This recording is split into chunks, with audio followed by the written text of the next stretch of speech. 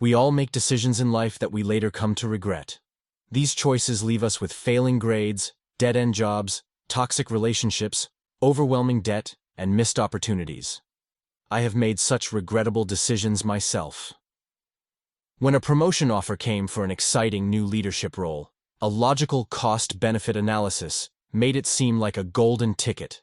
Higher pay to support my family, managerial skills to advance my career, and a warmer climate with less snow. But there was no free lunch. Accepting the offer meant significant trade-offs.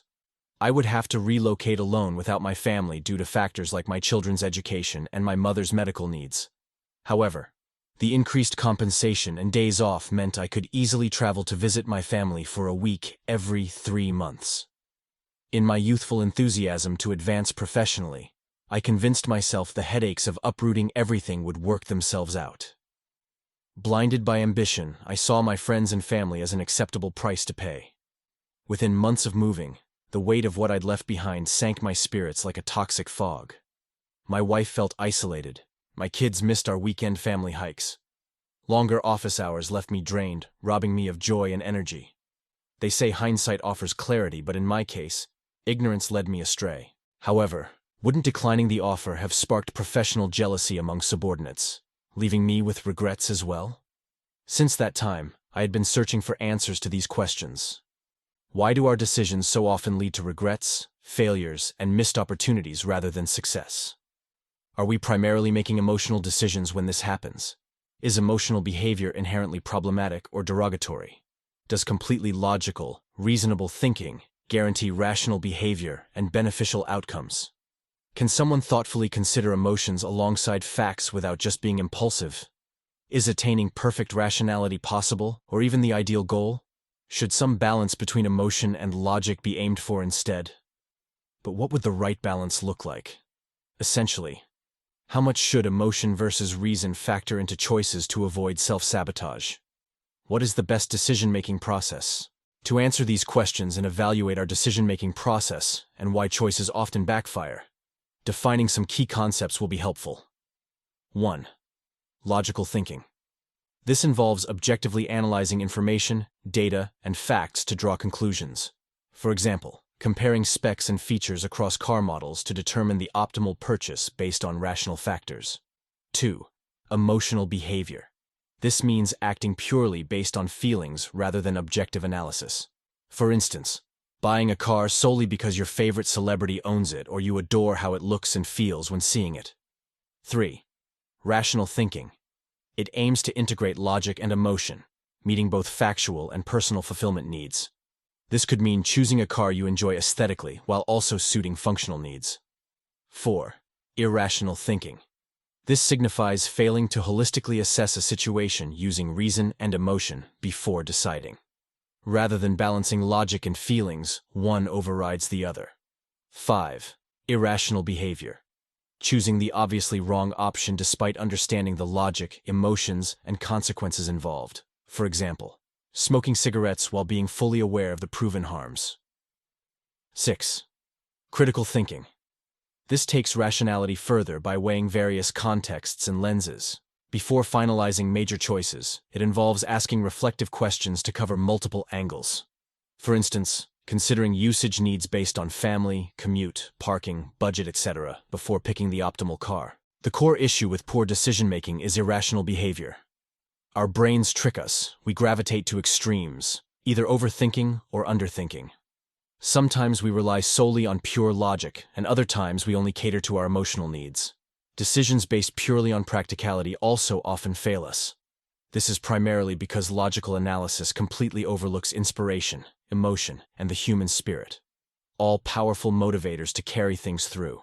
The fact is, our brains need dopamine to stay motivated, and we cannot function optimally without it. While logical reasoning focuses on objectivity, it only identifies solutions for maximizing objective gains. This explains why intellectual challenge, prestige, job security, and high pay were not enough to sustain my motivation. When the texts from my daughter read, "Mom and I have been crying, can you move back?" that was the breaking point. No job or title could justify what this had done to my family's well-being. Additionally, cognitive biases unconsciously distort even the purest logical analysis all too often. Statistically, even very analytical people still frequently self-sabotage decision-making against their best interests, whether continuing unhealthy habits or doubling down on risky investments despite clear data. Our ancient evolutionary instincts can override intellect. Conversely, predominantly emotion-based choices also profoundly disappoint over time. Stress, exhaustion, and mood fluctuations ensure our feelings perpetually change. So decisions solely based on whatever sparks joy or relieves frustration eventually lose relevance as our sentiments shift. Without the guardrails of logic, emotional choices also increase the likelihood of ignoring inconvenient long-term downsides in favor of immediate gratification and short-term comfort. But the original feel-good motivation naturally fades. Fantasies dissolve into reality, and second-guessing begins as neglected consequences mushroom. For example, joining your best friend at a party the night before.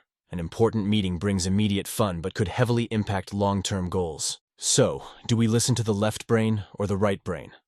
The left brain handles objective analysis, while the right brain governs feelings and emotions. The truth is, there is no universally right approach. For each person, a rational decision may differ.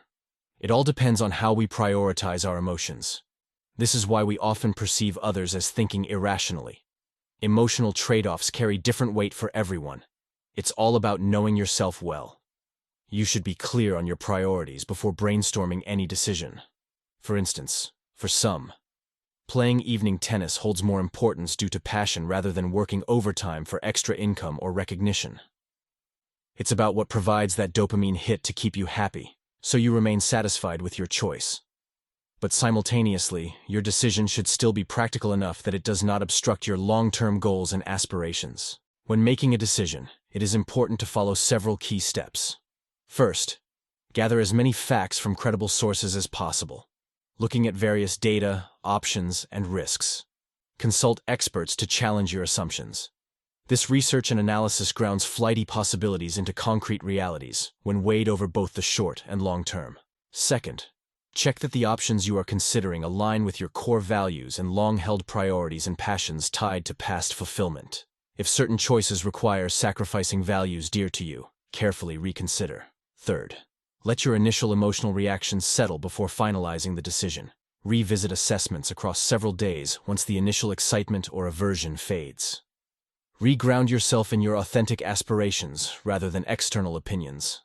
Ensure emotions arise organically from your deepest truth rather than outside pressures. Patience here pays dividends over the years. Fourth, confide concerns and nuances with trusted mentors who have navigated similar crossroads. We often fixate on certain factors in isolation rather than stepping back to survey interconnections. So, do not rush to take decisions. Patiently follow these guidelines. As Jordan Peterson says, don't close the door until it's necessary to close the door. I recommend exploring our Cognitive Biases playlist, where we discuss how biases influence both significant decisions and everyday choices. Check out our videos on the correlation between money and happiness, as logical thinking often centers around seeking objective financial benefits. We also have a video to address the fear of judgment from others, a significant factor impacting our daily decisions. If you find our videos helpful, like and subscribe for more meaningful content.